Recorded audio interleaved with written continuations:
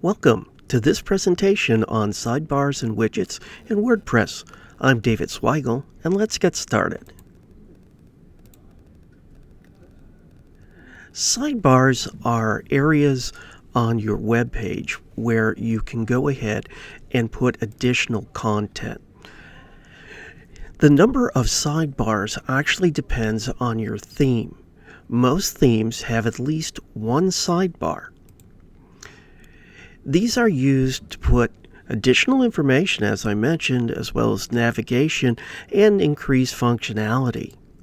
Sidebars, however, don't always show inside your mobile view. And finally, some themes allow you to decide which sidebar is displayed on a specific page, or, in some cases, not to display any sidebar on a page. So when we look at our web page design inside our theme, we see that most websites have a header and an area dedicated for the content. This would be your posting area, and down at the bottom, a footer. In addition to that, you can have multiple sidebars. In this example, we see that we have a sidebar on the right and a sidebar down at the bottom, designated as the footer. But we can also have the same layout, header, content, but this time the sidebar is on the left side. In some cases, we have an option to have a sidebar both on the left side and on the right side, as well as our footer at the bottom. And going even further, some sites allow us to have two sidebars on the right or two sidebars on the left. And again, depending on your theme, you may have multiple areas down at your bottom to go ahead and put widgets in for your footers. Now, I mentioned widgets. What are widgets? Widgets are what you actually put in the sidebar.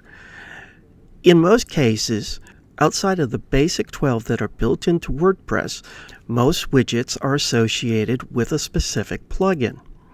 Widgets allow you to add specific content, specific lists, add additional functions, as well as go ahead and allow you to put in forms and polls. Now, there are a variety of widgets. As I mentioned, there are 12 basic widgets that are built in to WordPress.